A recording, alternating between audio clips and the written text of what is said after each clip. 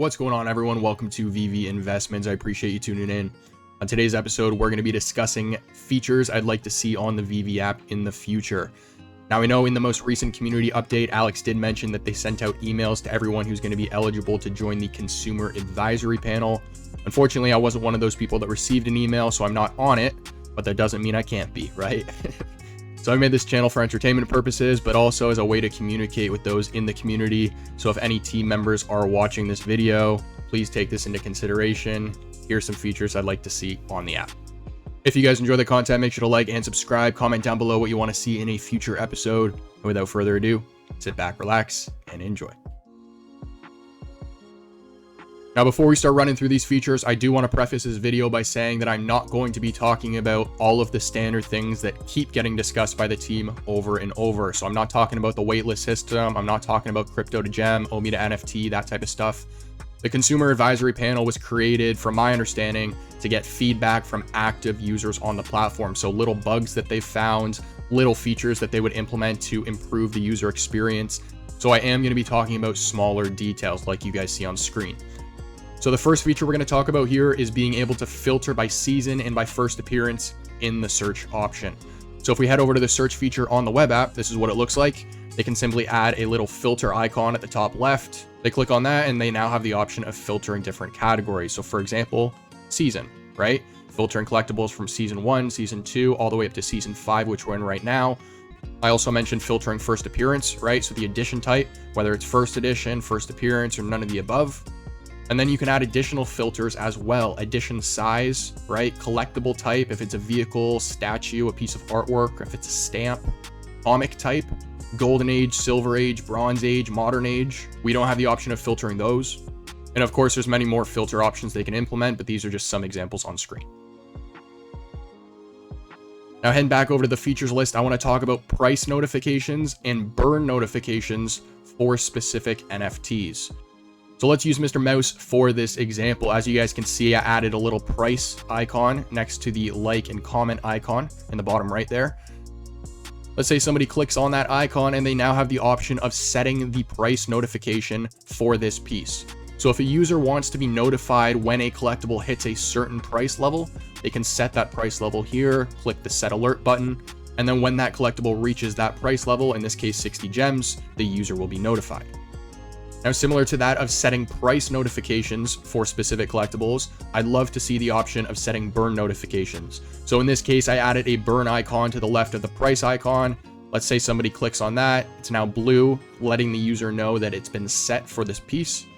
And then whenever these alerts are triggered, you're notified, telling you exactly how many pieces have been burned and how many pieces remain in the circulating supply. And going back to the price notifications we just talked about, Elsa in this case has reached 500 gems. Here's an example on screen. So the user has set a price notification at the 500 gem level so that when Elsa reached 500 gems, in this case about an hour ago, the user's notified. And you can use this in a couple different ways, right? You could set that at 500 gems because it could drop down to that level, and then it might be a level that you're comfortable buying in at. You could set the price notification higher than the floor, right? At a level that you're comfortable selling at. There's different ways you could use a feature like this.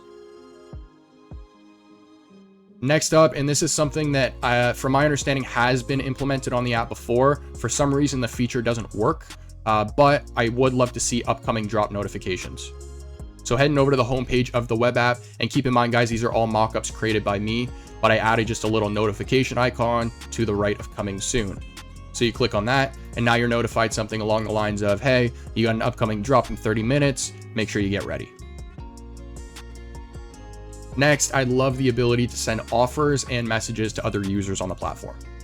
So we're over on Crypto Dad's profile. Shout out to you. You've been with the community since February 27th of 2021.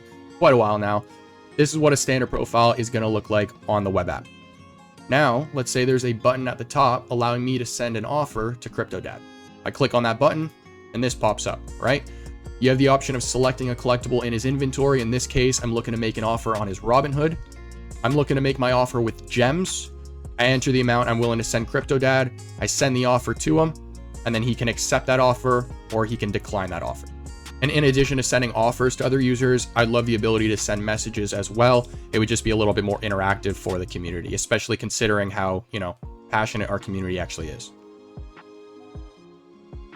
Next up, I'd love to see a trading system for collectibles and for comics. Now, I'm not 100% sure if the team has ever talked about this. I personally haven't heard anything, so please correct me if I am wrong in the comment section down below.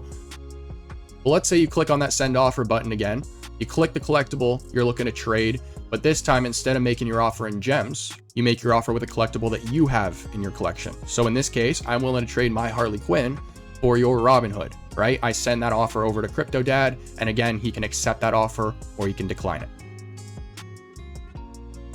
Now, another feature I'd love to see on the app is the ability to counter offer listings in the market.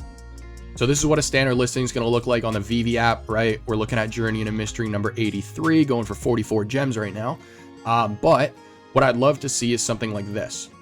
So the ability to purchase the collectible, but let's say I don't have 44 gems on my wallet, I have 42, and I don't want to put in 2 more gems, right? Some people might look at that and go, oh, well, dude, stop being so picky, right? Just put in the 2 more gems.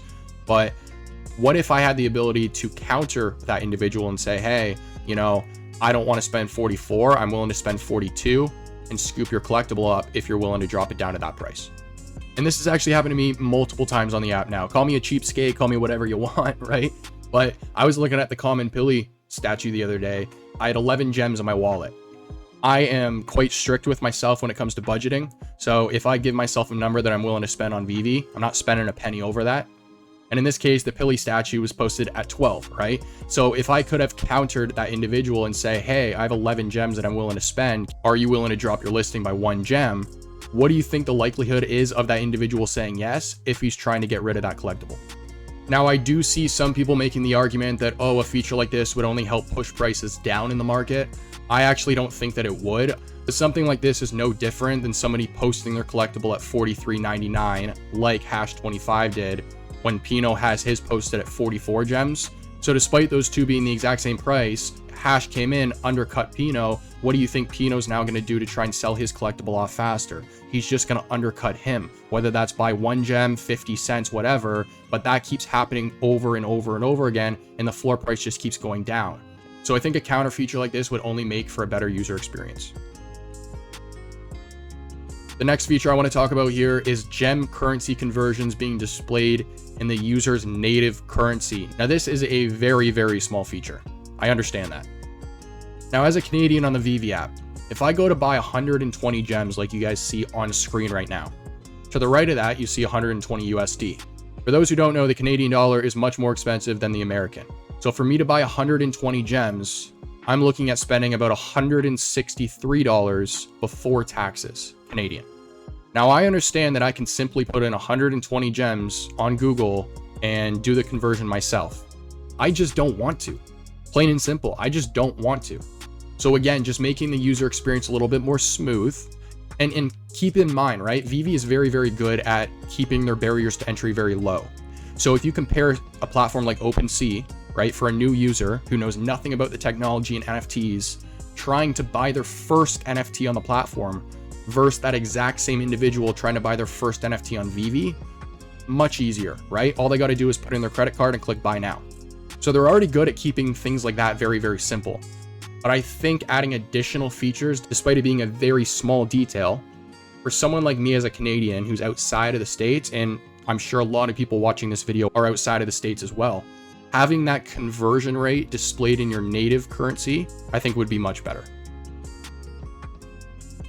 Next up, I want to talk about metrics for small businesses. So I don't have any mock-ups for this one, but I'd love to see some form of tracking metrics for the social feed, because I know in the past individuals like Alcon have mentioned that they see Veve in a very similar light to Instagram and Facebook, in the sense that Instagram and Facebook are both platforms that businesses leverage to promote their services and their products. And Alcon says that he sees the exact same thing happening for Veve with small businesses. By providing things like that invite small businesses to leverage the platform, as NFTs become more mainstream and you start to see more businesses promote themselves with NFTs, having the ability to track their social performance is key on platforms like Facebook and Instagram, just like it will be on Veve.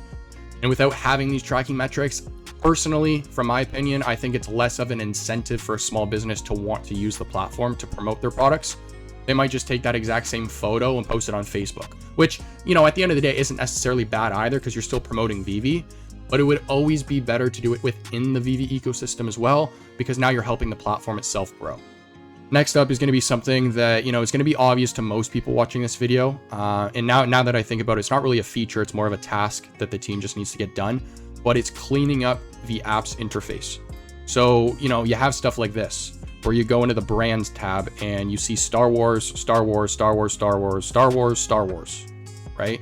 Why don't we just see Star Wars once, you click on it, and then it has the different series? And to me, I don't fully understand myself why something like this hasn't been implemented already. I feel like as this gets messier and messier, it's just going to be harder and harder to clean up. So I'm not fully sure why they don't just have it clean to begin with. But I certainly think that this is something that needs to be done on the app, and I'll make sure to have tossed other examples on screen as well here. And last but not least, guys, I want to talk about updating certain NFT tabs.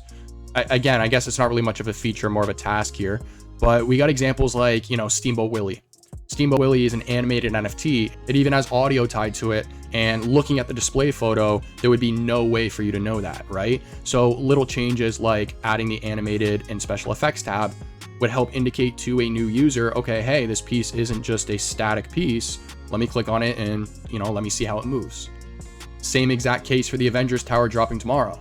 I would not even know that this piece lights up if it weren't for Twitter.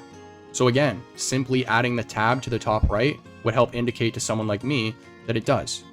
And just going back to my previous point about how I don't understand fully why they wouldn't just implement something like this to begin with, instead of having to backtrack and make sure that it's taken care of after the fact.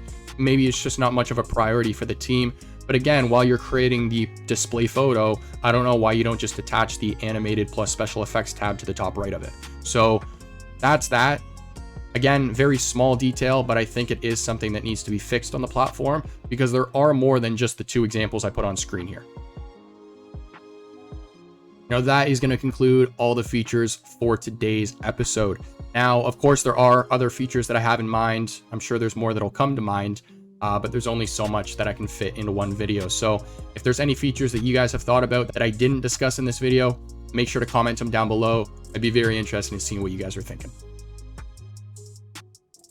All right, so I just wanted to say thank you to each and every person that has subscribed and supported the channel so far. This is going to conclude our last episode for 2022. The team has stated that their goal for 2023 is mass marketing, so I am very excited to see the steps that they take to make that happen. If you guys enjoyed, make sure to drop a like on the video, subscribe if you want to see more, and comment down below what you guys want to see in a future episode. As for New Year and the rest of the holidays, I wish you guys the best and stay safe.